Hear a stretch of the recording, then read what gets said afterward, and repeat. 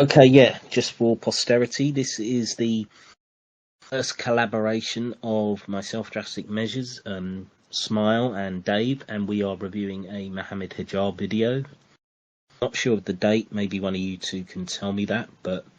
About 4 years old. It's about 4 November years old. 2017. 2017, is it? Okay, so a little bit more. Yeah. And it's Mohammed describing how a Quran-only reading of Islam would allow for paedophilia. Essentially, that's the topic, isn't it? Yeah. So, yeah, I suppose crack on, and then we'll wait for him to offend us, and we'll start talking. It won't be long. And this is going to sound quite scary for you right now, yeah? The reason why it's haram to have sexual intercourse with a 5-year-old is not found in the Quran whatsoever. It's found in the Sunnah, and in fact, if you look just at the Quran, you will get the indication that you can have sexual intercourse with a 5-year-old. Okay. Brilliant. Yeah, we've got to talk about the 5-year-old thing. I mean, why is he choosing 5 years old? Seems obvious to me. He's trying to avoid any kind of offence about Aisha being 6 according to Hadith. Firstly, I have to say how fantastic is that at this point in apologetics we've got a Muslim referring to the Quran as paedophilic. I mean, I feel like that's quite a giant stride forward. But yeah. Yeah, I have to agree.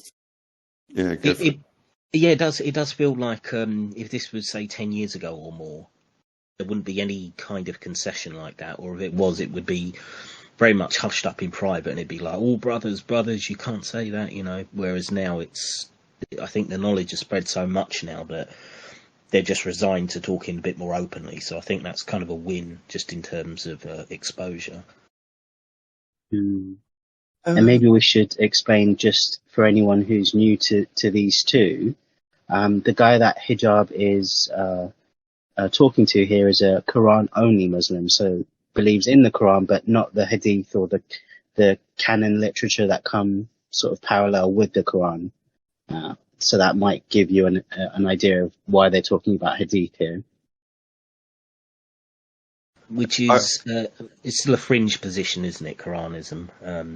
There's not too many Muslims who are following that, but yeah, about 5%, I think.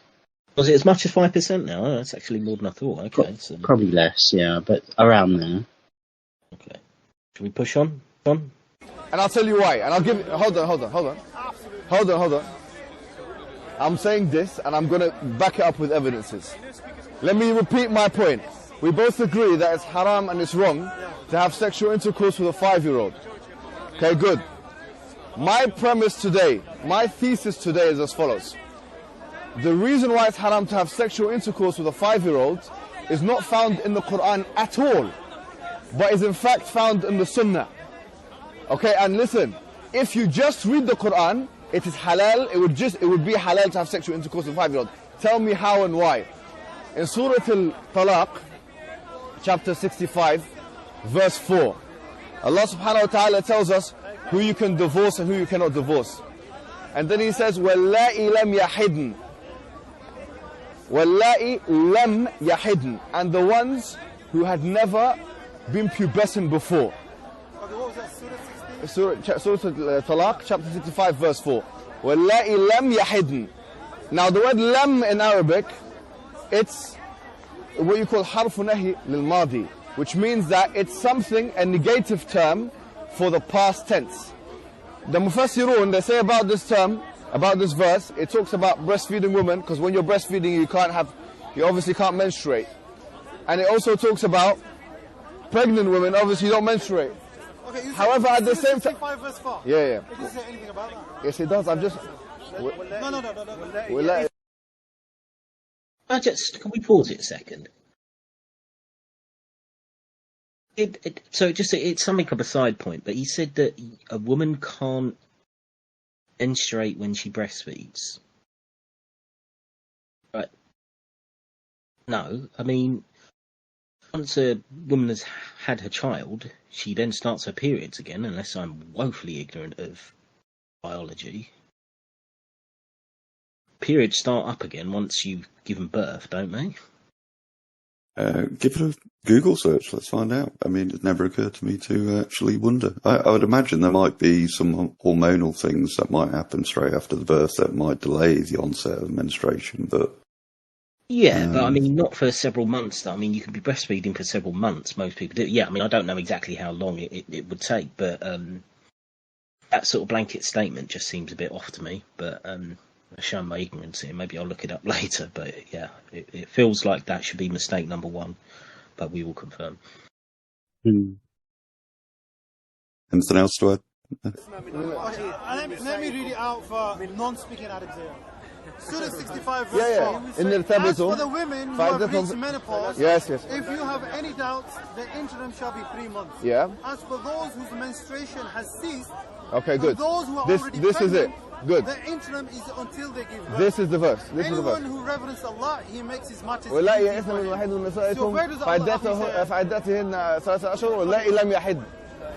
واللائي لم يحد. There's a verse in the Quran where Allah says that. No, listen, but you're with me here. Well, I just marry a woman. But I'm with you. What's your name again, bro? Cameron. Sorry again? Cameron. Cameron. Do you mind if I just, because to other people they might not know what I'm trying to say. So let me just finish what I'm saying and then you can come back. In the Sunnah, there's a hadith.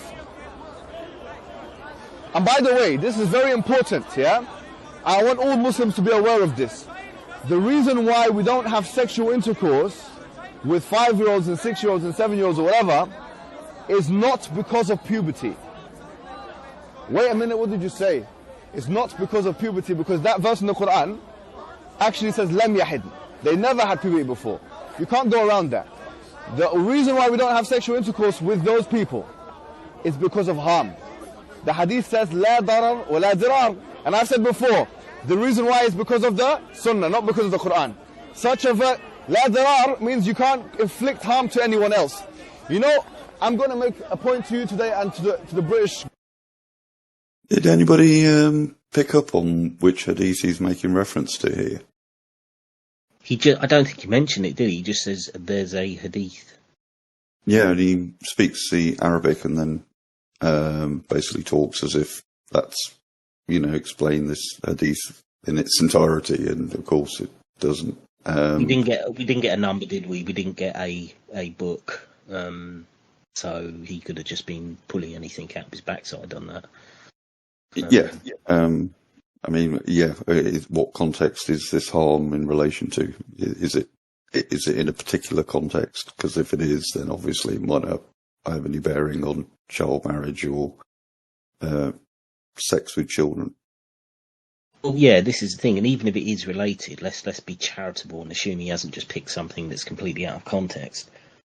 I would still like to know how they are able to measure this harm, because I think I hear this with you get a kind of similar apologetic when you constantly get this thing of define when they're old enough, define this, define that, and we knew that Aisha was old enough. There's and you ask, what is the test to determine whether, say, a girl is ready for sex? Like, what is describe that test to me? It can never be done. There's no actual explanation of how it. So again, by what measurement are they determining harm here? It's just, again, it feels like one of these vague kind of bullshit things that they do. It's not really descriptive. It also seems that in some circumstances you might not be aware that harm's about to be done. So it won't be until after the fact that you'll be aware of harm.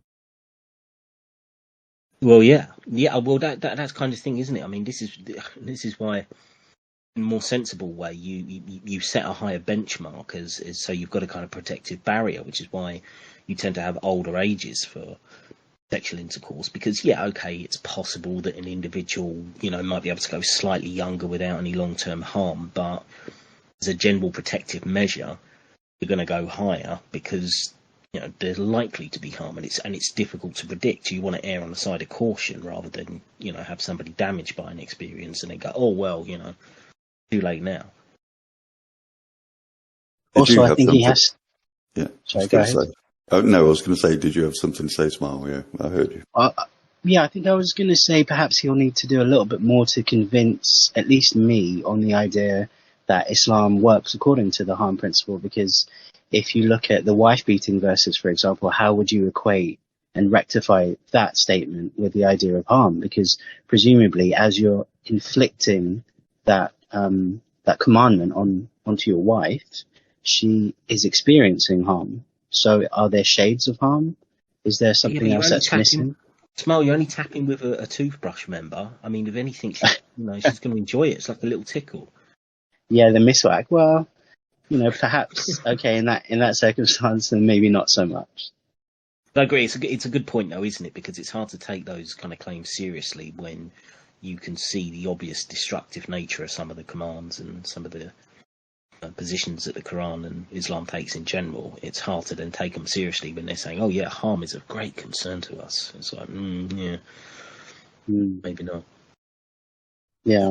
And there's also conception, of course, so a young girl, it's not unheard of, for younger teenagers to engage in sex, but physically they are not developed enough to have children. So it's not so much that the act of sex itself might lead to a suitably old girl being harmed, but the actual conception of a child and therefore the childbirth itself, which might lead to harm. Physically she isn't able to bear children yet. We see this all over the world with young girls. The mortality rate in children in younger women, going down from 18, the younger you are, the likelihood of the mother suffering harm or the child dying in birth, it increases kind of almost exponentially as you get younger and younger. So, okay, beating the harm up for the moment. Moving on. Let's push government. Wait a minute, what did you say? British government? Yes, the British government. I believe that the way they formalised the age of consent is flawed. Let me tell you why. And I'll come back. But wallahi, let me come to you. Let me come to you. I'm with you. Cameron, give me a second, please. I beg you, yeah? In Islam, it's haram to have sexual intercourse with anyone who you'll cause harm to. That's why we don't have a problem with the age of consent, let's say, yeah? In this country, a 30-year-old man can have sexual intercourse with a centenarian, a 100-year-old woman. But I'm going to be explicit here, Cameron, yeah? If a 30-year-old man has sexual intercourse with a 100-year-old woman, it's going to cause physical harm and psychological harm. The same two things, which is the reason why we don't have sexual intercourse with 8-year-olds and 9-year-olds and 10-year-olds in this country. So if that's the case, they should make it illegal for a 30-year-old to have sex with a 100-year-old, just as they made it illegal for under 16s to be having sexual intercourse with over 16s. Now the point is this, Islam, why does it stop certain marriages from taking place? It only stops it on the basis of harm. Should we stop this here and address this case-by-case reality? Nonsense? If somebody, for example, as I've just mentioned... clearly he doesn't understand the principle of consent, which is crucial in all of this. Talking about the 100-year-old woman, yes, potentially there could be harm there, in terms of, I suppose, if you're looking at, maybe the physical frailty of the 100-year-old woman, or if there's a mentality decline where she doesn't really understand what's going on, and you could also say, from a judgment point of view, that seems to be a very kind of odd age gap of a relationship, but fundamentally it's not comparable to a child, because a child can't give consent in any meaningful way in which we understand consent, whereas two adults, as long as they've got mental capacity, etc., even somebody as old as a 100-year-old, it's not quite the same scenario. So this is a really fallacious analogy, as we would expect. I don't know what you guys think. I think there's a kind of presumption of the act of sex itself, that such an act of sex between a 30-year-old and a 100-year-old wouldn't take consider her age status. That this would be, the man thrown around the bedroom, hanging off the chandeliers. I mean, it just kind of lacks that kind of, if it maybe he's projecting. Yeah, exactly. This is what I'm thinking. I think it's the way he's framing sex. It just seems a bit like, as long as the man gets his rough and tumble, of course the woman's going to get harmed. Well, maybe that's just the way you think of sex. And strangely enough, there was I read a case today about a supposed 112-year-old Somali man who had married a 19-year-old, and I would put money on it that Hijab wouldn't be saying that 112-year-old man shouldn't be having sex with his 19-year-old wife, because, he's 112. He might get harmed in the process. I bet that would never occur to Hijab. You're right. There is a lot of presumption built into his statement. Well, yeah. Well, yeah. Move on, yeah? Yes, push on. Yeah. Is 30 years old, and he's having sexual intercourse with a woman that's 100 years old who's got a hip replacement surgery. That's actually haram. That marriage should not be allowed to take place in Islam. I love how he just interjects now that she's basically, or now she's already in a physical condition where it would be like dangerous, and therefore the sex would be the final straw. I mean, yeah. But he's kind of wrecking his own argument by even saying that, because therefore he's saying, well, it's not actually the age gap itself, it's conditional on some other factors. A hip replacement. Okay, well, let's say that she happens to be 100 years old, but has aged remarkably well, doesn't have, the typical problems like arthritis and other things. Let's say she's been affected, extremely low level of that, so that sex does not represent any particular problem. What would be, that kind of destroys his argument. So I don't know where he's going with this. This is useless as in terms of what he's saying, but I don't know what you guys think. I agree. It's contriving the harm into his scenario now in order to kind of make the scenario inevitably harmful. But of course, it'll be like, oh, and she's got a heart condition too, so it's too rigorous. She's going to die, from a heart attack or something. You can probably throw that in. Yeah, but she's dead. It's really harmful for her. Moving on.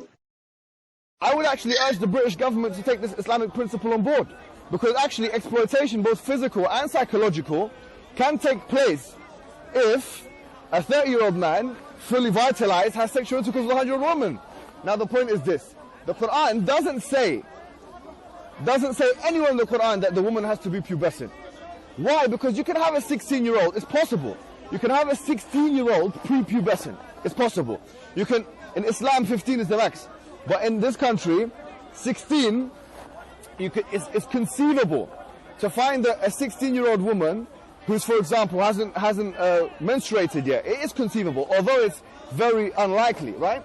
The point is this: in the Islamic discourse, the reason why it's haram to have sexual intercourse with categories of people, whether it be a 100-year-old woman if you're 30, or a 5-year-old girl if you're 30, is because of the harm, both psychological and physical, that you'll be causing them.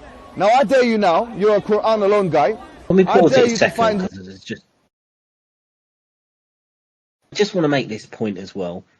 It seems to be he's picking the most fringe cases, like a 30-year-old being with a 100-year-old woman. I mean, there may be the most fringe kind of example, or the very rare cases where you've got girls who are still prepubescent at the age of 16, and there's not many cases. So he's picking kind of fringe cases to use against the idea that the age of consent to be 16.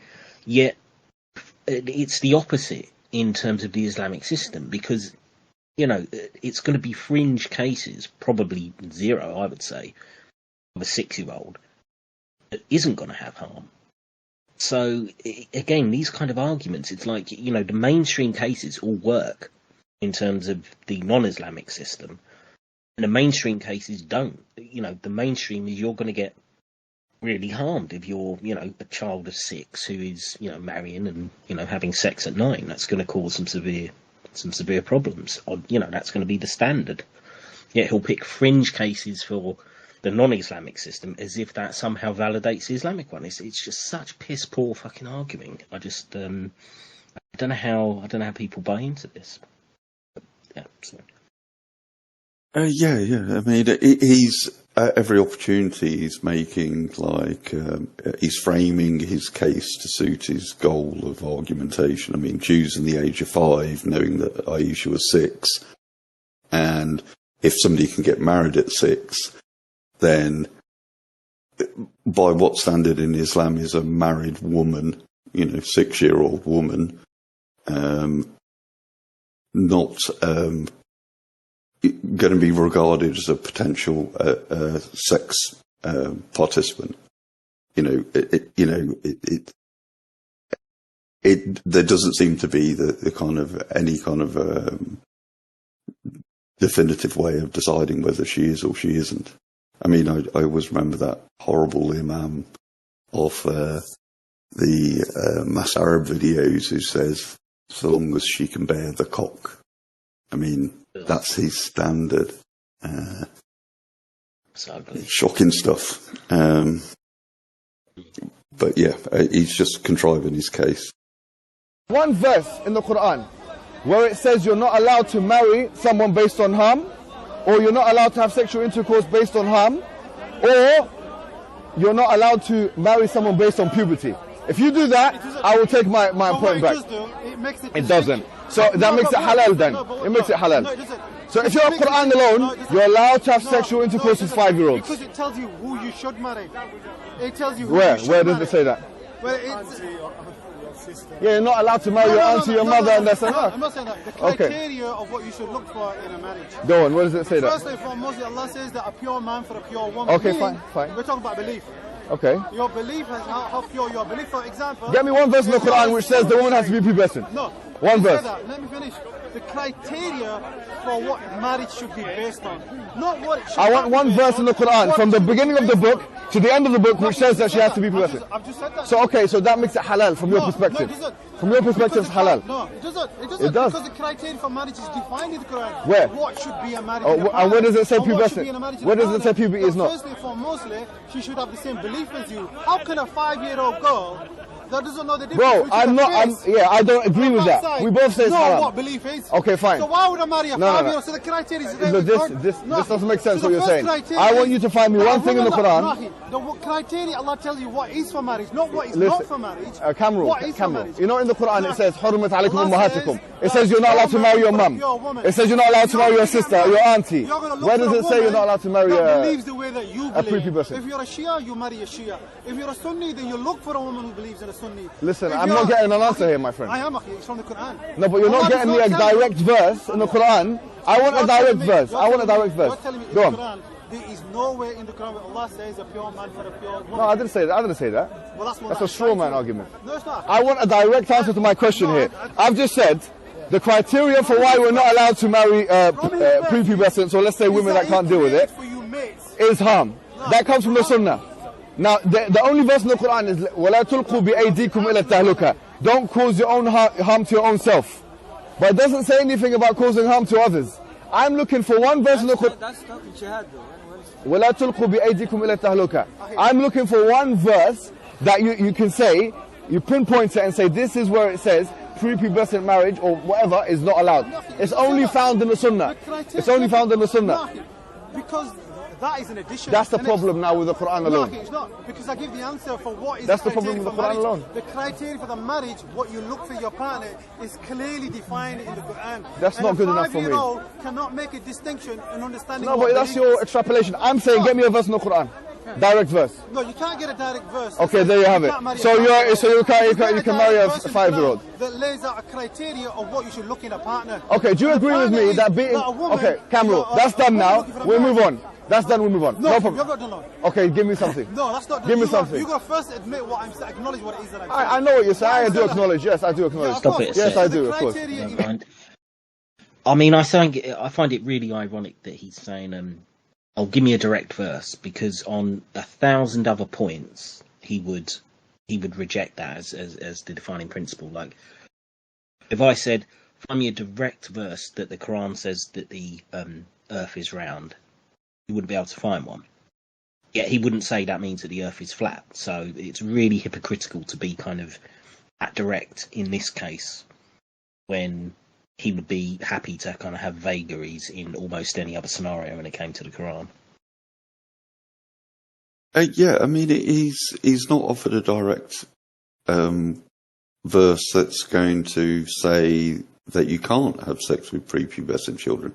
He basically says, the Quran says you can have sex with prepubescent children, but the hadith say it can only be when you consider harm into it.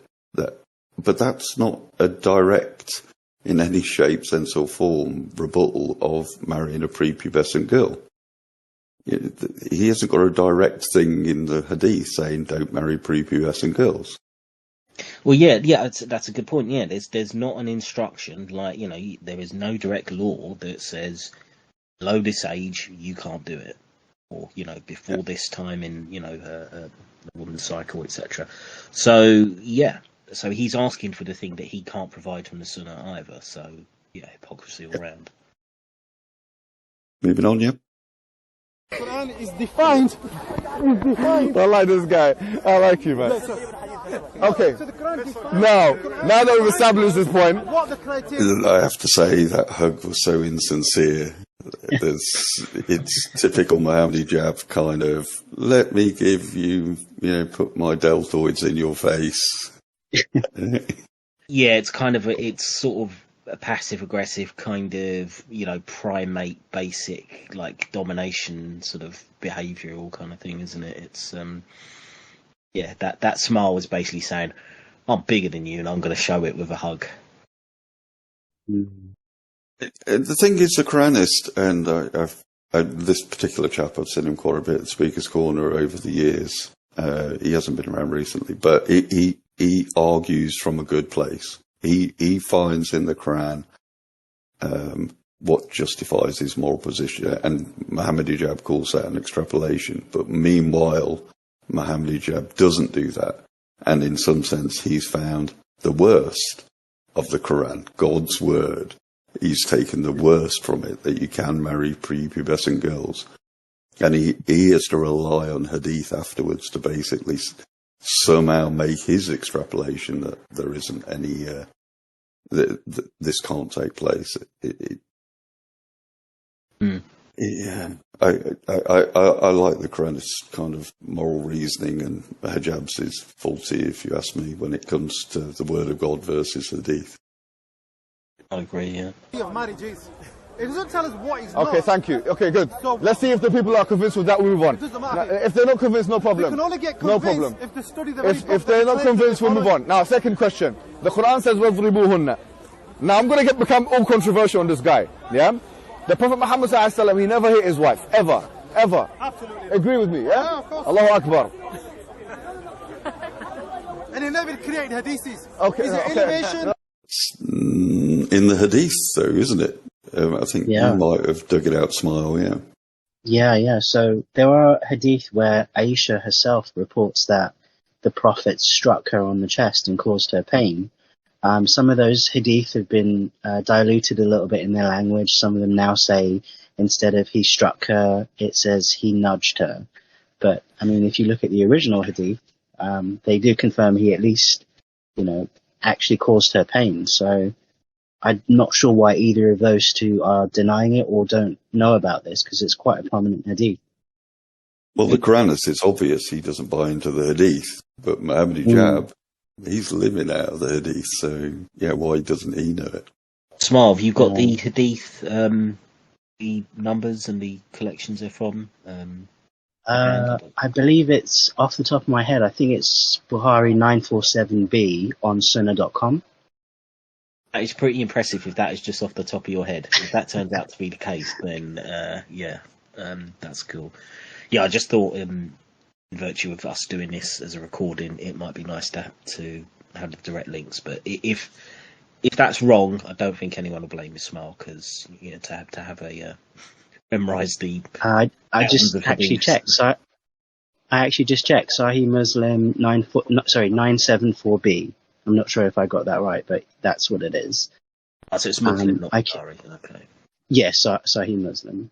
And I can read the section. It's quite a long hadith, but he struck me on the chest, which caused me pain, and then said, "Do you think that Allah and his apostle would deal unjustly with you?" And that's the section where he struck Aisha. Sahih Muslim 974b. Also, graded Sahih, authentic. So she's reporting that she's been struck, and the response from whoever she's reporting this to is, well, it must have been justified if Muhammad did it, so, Yeah, I mean, as I say, this hadith is quite long. It bears out the context of what's happening here. I believe Aisha sort of, at one point she ran out and maybe she spied on the Prophet when she shouldn't have. And once he had discovered that, this was the ensuing conversation that they had, and obviously he struck her at some point there. So, and it's funny because it's not just Mohammed Hijab who makes this claim that the Prophet never hit any of his wives. I've heard this from a number of different Muslims. So if we've got clear hadiths like this which says the opposite, how are they getting away with that? It just seems like a direct lie. Yeah, they can say that so nonchalantly. It worries me because it's quite a common theme in the hadith. So there are other hadiths. Are there other hadiths in the talk of him striking his wife, or any of it? Yeah, there's Sahih Bukhari 5825, where Aisha is talking to a woman who has been hit or beaten by her husband, and Aisha comments how her skin is greener than her clothes, and that's a direct quote. Yeah, but is that's not Muhammad striking someone, is it? No, that's just part of the community. I was thinking specifically with Muhammad himself, because this is the point of contention. Mohammed Hijab is claiming the Prophet never hit any of his wives. And so obviously you've got hadiths that you've already quoted. I'm just wondering, are there any others that you know of? Or the one where he strikes Aisha on the chest is the only one that comes to mind, actually. Okay, so same to me, yeah. So maybe they're just the only one. Oh, sorry. Yeah, so maybe they're just playing the game of, because it's only one, we can play hide and seek with it and just hope that people haven't read that one hadith and we can get away with a lie. Yeah, but it is Sahih, so technically they should be accepting it. And I think it is it in Bukhari as well? Or Muslim? It's in Muslim. It's in one of the 6 canonical kind of hadith collections, so Sunnis should definitely be paying attention to it. So it is just a straight up lie then from Mohammed Hijab, I think we've established. Well, he shouldn't just be able to forget something like that, especially since non-Muslims would be bringing him that reference quite commonly. Okay, interesting. I mean, there are a lot of hadith. There is a possibility he hasn't come across it or has been kept deliberately in the dark on that particular, hadith. I was charitable enough to say he might simply be ignorant of it rather than lying. But as Smmmile says, I do think that this is going to be something brought up to Muslims, especially the Darwar crew, that this kind of hadith exists. Especially in light of the 434, which is, I mean, he can't be ignorant of that verse. I know it's not hadith, but it's the primary source, which kind of, it sanctions this type of behavior. So, Yeah. Yeah, it does. Moving on. Yeah. Okay, Camel. The only hadith that he brought was the Asan al-Hadith. Surah 39 verse 23. Allah sent down the best hadith. Okay, mashallah. A book that is consistent, relating, contrasting, repeating. Yes. The skins of those who reverence the Lord. Okay, fine. This is the hadith that he brought. He didn't bring anything else, I think. Okay, very nice. Thank you for that. Now I'm going to ask you a question. Have to ask him this. He needs to know. No, you need to know. Okay, no. Okay, I need to know. But I need to ask. Okay, he needs to know. I like it. Now you're starting to get some of the listen. But before I give you the shovel.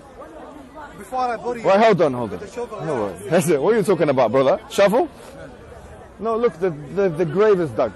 The grave is dug. You're inside of it. Now look, you've got two options. You can have the humble hand that will take you out of the grave, or you can have the shovel of evidence that will bury you. Now I'm going to be very straightforward with you here.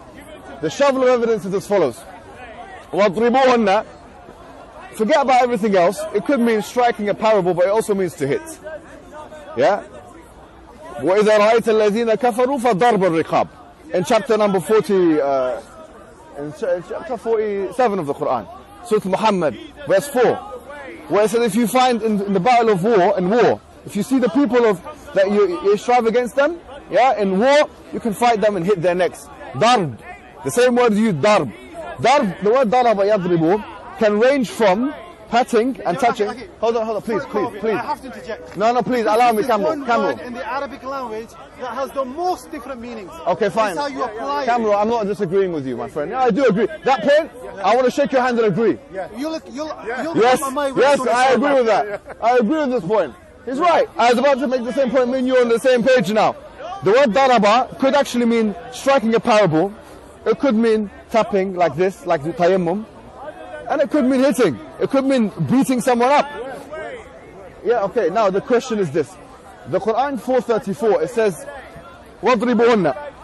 If we want to take your approach to the Quran, which is that you don't have the sunnah next to it. We know the Prophet never touched his wife in that way. We know we don't advocate hitting women and stuff like that, yeah? However, if I was a Quran alone, wallahi, I'll be honest.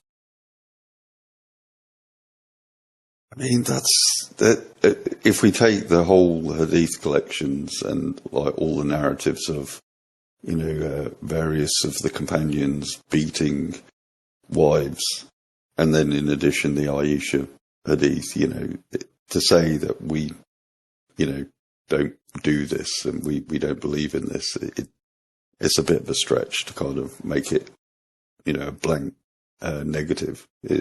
That's not simply true. Yeah, and then it does. Oh, sorry. No, I was just going to say it does then draw a bit of a shade over this idea of cause no harm, right? If we're now in a conversation about how to hit your wife. Yeah, exactly. I mean, yeah, what is harm if you're entitled to lay hands on your partner? I mean, it's... Yeah. And this verse that they're talking about, 434, it in the context of when you get to that point where you are laying hands on your wife, i.e. beating her, there is nothing there to suggest that you should do it with any sort of restraint. So the translators usually will put in beat her brackets lightly, but of course that's not part of the original translation, and Allah never saw fit to put that in. So not only is the fact that it's not restrained going to be an issue if you're talking about harm, because the man can then take that as far as he wants, at least according to the verse. Yeah, and this is it. Hijab's offering a literalist take on the prepubescent aspect of the Quran and saying the Quran doesn't talk on this. But if you was to take the same literalist account of the verse you're mentioning, then yeah, beat her. It's like, and that's as a literal take on that, it would be unlimited. To what degree? Yeah. Moving on. Yeah. with you. I would look at the Quran. Inshallah, go to Jannah if you was, yeah. Okay, if you have anything but Quran alone, you're mushrikeen, kafirin, zalimun. That's a fact. So my words, that's the Quran. You okay, study it that's fine. with the right belief. Okay, well, thank you for that. Even though there's a little bit of controversy there, we might not agree. But here's what I was. Because you don't study it. You're going to teach me now. But once I ask you, yes, inshallah. What I was going to say to you is this. I don't know why I keep coming to you, brother. What I'm going to say is this, yeah.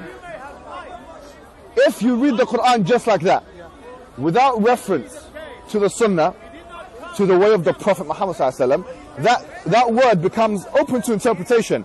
A man now, a husband, can decide, okay, well, so like a nice man like you will say, no, this means strike a parable, yeah? Strike a parable. But this guy, okay, maybe not you, right?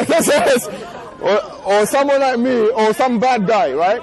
Who's got more aggressive tendencies. Let's look at that word, daraba. Same word that's used for striving. I'm going to do that on my wife. Now the thing is, what restricts that man? Nothing restricts that man as the Quran alone. Why?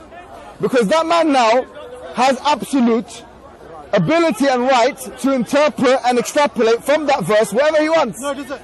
Because Surah 30 verse 21, Allah says among his signs is that he created for you spouses, meaning wives. Yeah, لِتَسْكُنُوا إِلَيْهَا وَجَعَلَ بَيْنَكُمْ مَوَدَّةً وَرَحْمَةً. In order to have tranquility and contentment with each other. Yeah, okay. You couldn't get that with a 5-year-old. So he I agree with that, by the way. in your heart love and care towards your spouses.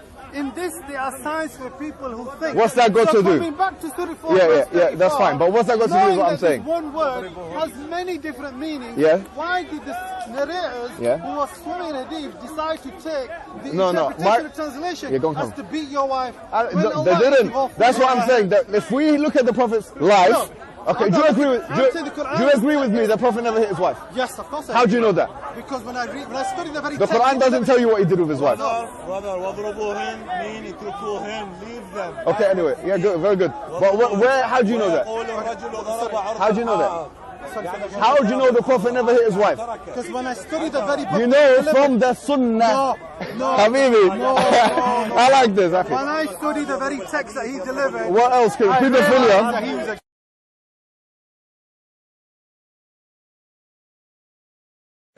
I mean, how do you know that isn't that classic leading question? When are you going to stop beating your wife? There's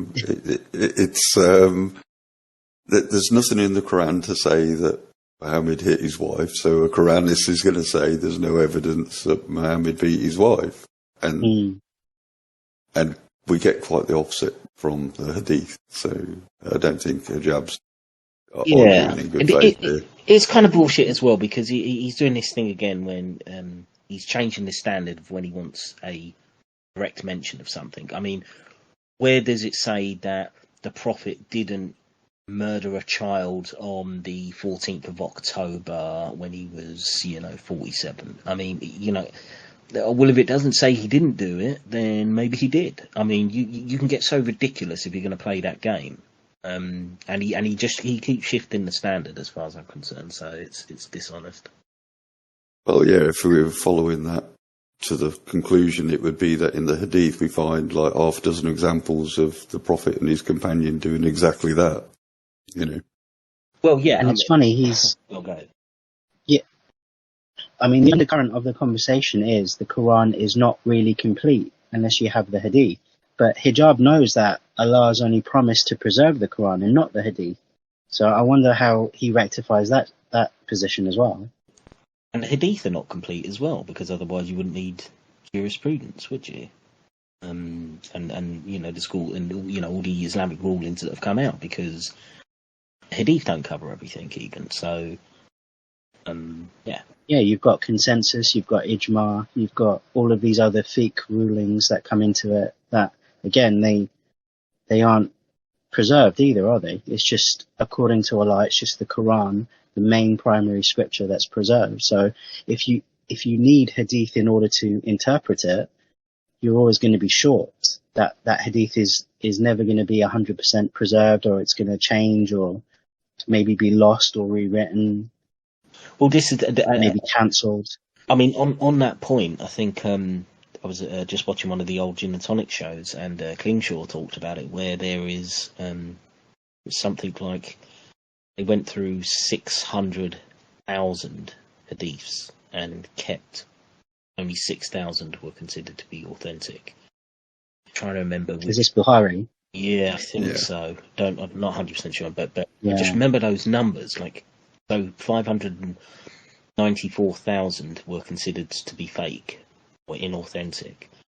So it already shows, how much stuff was made up. So how anyone can be sure, this whole science of the hadith, I just think is absolute it's nonsense to begin with, considering how much even the official sources say, how many essentially lies were made up or unverified stories. So trusting any of it, I just think is it almost makes the Quranic position a little bit more tenable in that sense when you look at how many have been discarded of the hadith.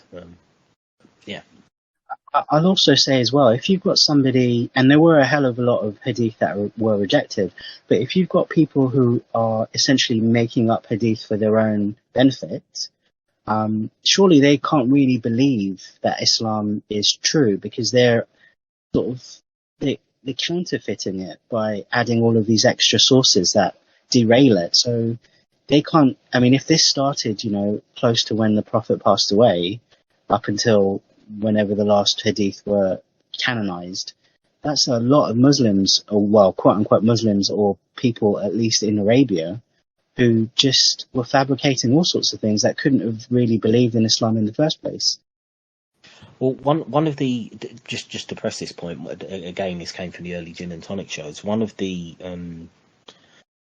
ideas was that because most of the hadiths were written by non-Arabs, as far as they were saying, there were a lot of the kind of conquered territories, the Persians and stuff like that, who ended up becoming the scholars that wrote the hadith. And one of the interpretations is it was kind of a revenge of the conquered lands to basically fuck with the religion by just writing masses of hadiths and trying to get their own versions of try to essentially manipulate the tradition that came afterwards, which I thought was an interesting way of looking at it. Again, I don't personally know how much of that is true, but the guys in Gin and Tonic Show were normally pretty kind of solid on their background. So I don't know how much that plays into it, but I thought it was an interesting point anyway. So they were trying to subvert the narrative through fabricating hadith. In a way, yeah, they were basically saying that I think particularly the Persians became the kind of main scholar class once they had been conquered and the initial kind of Arab conquests, and were responsible for a lot of the codification of hadiths. And because they had a better tradition of reading and writing than the Arabs did and that kind of thing, they were very kind of organised, and so they rose to those positions and ended up essentially writing what became the tradition that stayed. So yeah, it was kind of a revenge of the colonised by directing the religion in the way that they wanted to. But yeah, so that's it's an interpretation anyway. I mean, the fact that they were predominant in the scholarship, I think, has been established. But whether that was the intention or not is obviously under question. But I just thought it was an interesting interpretation anyway. It would be interesting if the hadith that Hijab uses to distance himself from paedophilia were actually fabricated, wouldn't it? Because he's relying on them so heavily and almost throwing them in Cameron's face to say, look at you can go after a 5-year-old, while us, we're more civilized and we'll wait until at least they're 6. Yeah, well, yeah, it'd be interesting. That 1 year, it seems to make such a difference to him. Yeah, exactly. I mean, if it came back that suddenly 5 was okay, then he would shift it and he'd be using the example of a 4-year-old here, wouldn't he? So, yeah, I'm not sure it would make it any better. Yeah, should we spin on, finish this last bit? Yeah. So if you're Quran alone, you're steered towards pedophilia, and a severe type of pedophilia, wife abuse, a severe type of wife abuse, and in fact, let me tell you something else. Let me be completely controversial. This speak. Let's do it. Let's do it. Let's do it, Cameron. One more. I will tell you something. You've got to remember one thing. The mainstream Islam that is understood and interpreted by Muslims is translated using Sahih Bukhari Hadith. Okay. So people study the Quran to support the narrative. Okay. In actual fact, they should study the Quran. So, Cameron, thank you for that discussion, for that point. It's a good point. Yeah. Maghrib. It's time to pray Maghrib. Now the question is this. Do you want to join us? I'm going to go pray Maghrib, okay? It's good talking to you, okay? Yeah? I enjoy talking to you. I'll talk to you later on, yeah? Inshallah. Thank you. Suitably clownish finish, I think, in that situation. There was one interesting thing I wanted to pick up on, though. The way he was talking about that right at the end. He said, without Quran only, it would be paedophilia, a severe form of paedophilia, and it would be wife beating, a severe form. It kind of implies that, with the Sunnah, it still is paedophilia and it still is wife beating, but it's not quite as severe if you add some of the hadiths, which really makes his moral position look even more fragile, in my opinion. Like I said, it's quite amazing that we're living in a time where the Muslim apologists will start the conversation with the Quran steers you towards paedophilia, and that is their position. Well, I'm not going to say it's the position of all Muslim apologists. I know plenty of Muslims that will say that this guy doesn't represent them. I gather we've all looked at the verse 65, verse 4. Did any of you guys come away from that reading and think hijab has a point and the Quran is talking about prepubescent girls there? That's my reading on it, yeah. Mine too, actually. Yeah. One of the main reasons was that the paragraph, essentially, Surah Talaq, which means divorce, it generally talks about it's giving guidance to a man on how he should approach the business of divorce, and essentially that he shouldn't be walking away from a marriage if there's a possibility that there's a child that may be born later after he's left, so he should wait the prescribed amount of time. And in verse 4, it discusses two scenarios where either the woman is not having periods anymore, perhaps she's too old, or she hasn't yet started her periods, and that's the crux of the matter that hijab is discussing. Now, if you look through the paragraph, and I've looked at it in Arabic as well, the Quran always talks about women. It's for the women you want to divorce, for the women that have ceased their periods, the women. But when it comes to talk about the wives that have not had a period and have never had one, it suspiciously drops that term. It just says to those who have not yet had a period. And I thought that was interesting because in my other studies of the Quran, at least the apologists will say the Quran is very precise in its language. When it uses a term, it means it. When it subtracts a term, it means something else. And in this case, I think it was interesting that it didn't refer to that group of women who have not had a period or who have never had a period, and it doesn't refer to those as women. And to me, that makes sense, because if you're a girl, what takes you into maturity, or baligh, as it's called in Arabic, is when you have a period. So it's right not to call those as women. So I think the Quran, to me, it makes sense that it's talking about young girls there. So I feel hijab, and I feel quite strange to say this, but I actually agree with them. It almost makes you feel a little bit dirty when you have to say something like that. I know. And I know Cameron's really trying here. He's pointing to other verses of the Quran and saying, okay, look, Allah says your spouse needs to be this and pure. I feel like that's really tenuous. I did look through the Quran. I tried to find places where Allah is sort of specifying what the nature of marriage should be like, just to sort of infer whether the wife should have a certain minimum level of intelligence, as he's implying. I couldn't find anything personally. So I feel like he's really trying, but I just wasn't convinced by his argument there. I seem to remember I don't think he got to make it. Sorry. Yeah, I felt almost at every opportunity Hijab was cutting him off. I mean, hijab really wasn't engaging with them. He kept appealing to the audience. He'd go, let me ask you one question. And he would turn to the audience member. And meanwhile, the Quranic chap was, Quran only chap, I should say, he was, he was trying to make a case, and Hijab wasn't listening. And, of course, yeah. The takeaway from were really played up, weren't they, in the last 5 minutes of the video, where, as you say, gesturing constantly to the audience, the stupid grin on his face constantly, and it became kind of more of a clown show.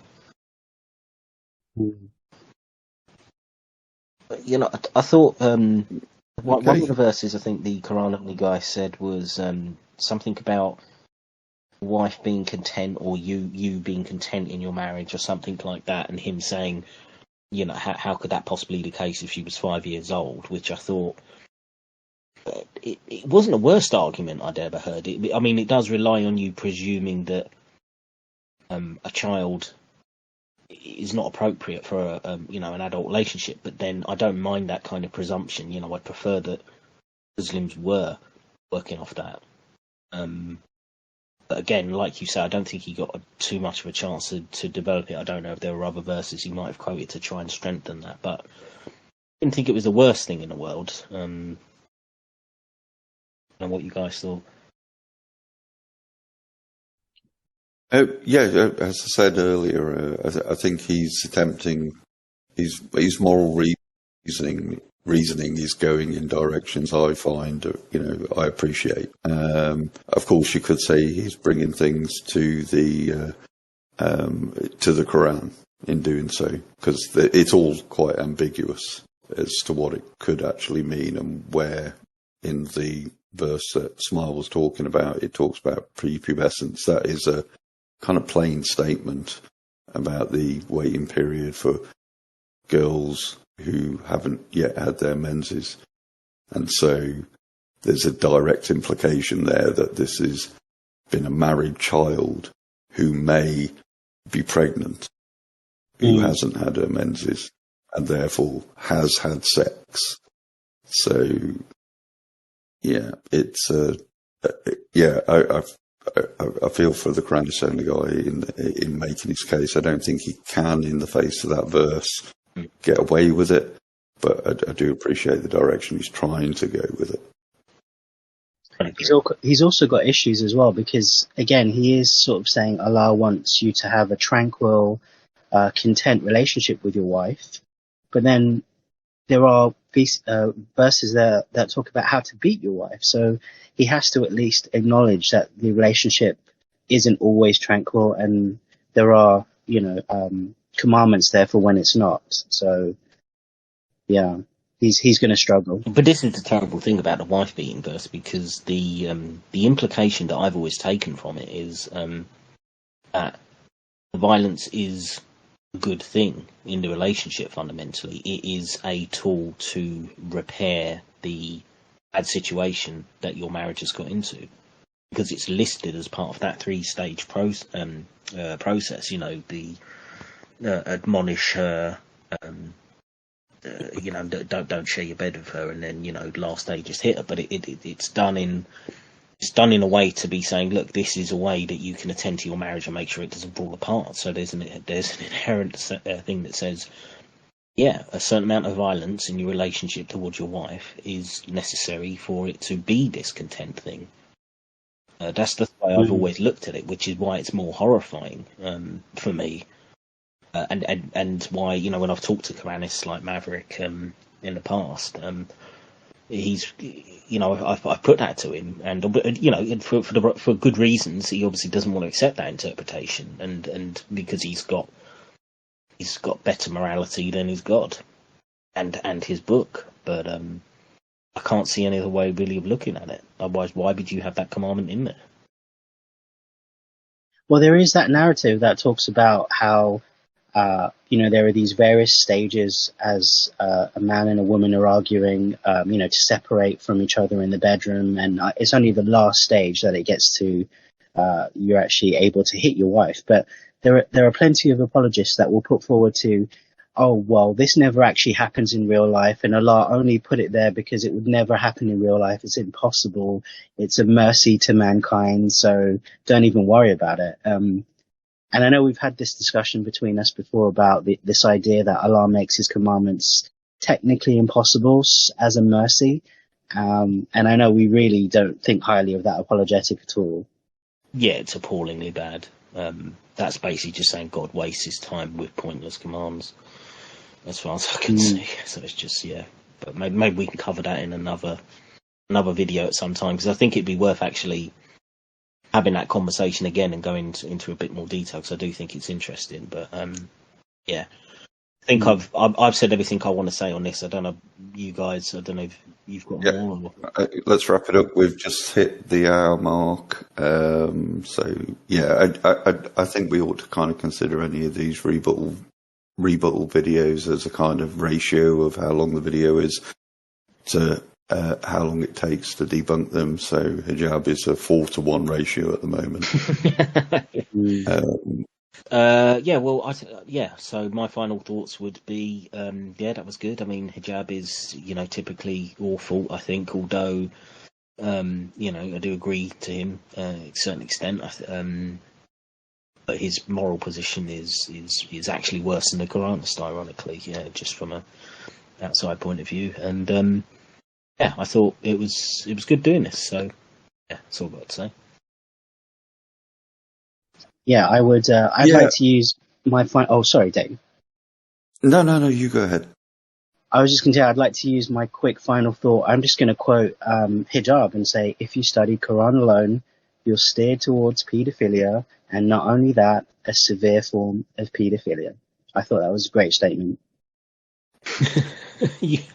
You honestly sounded like Clean Floor in the early days there, Smile, the way you did that. So, that's good.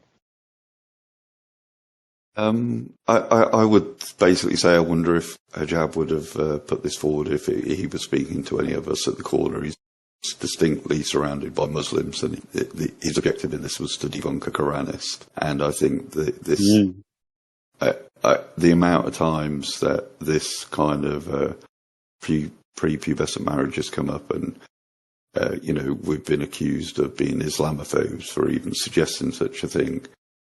And I imagine if any of us had been at the corner, Hijab would have been telling us how terrible we were for even suggesting such a thing was in the Quran. But given his audience, I think he was quite open to it because it suited his narrative to make use of it. It's a shame that the dislike, but I was just going to say that it's a shame the dislike has gone from YouTube, because it would be good to revisit that video and see what ratio it had if the Muslims were objecting to that video now. But yeah.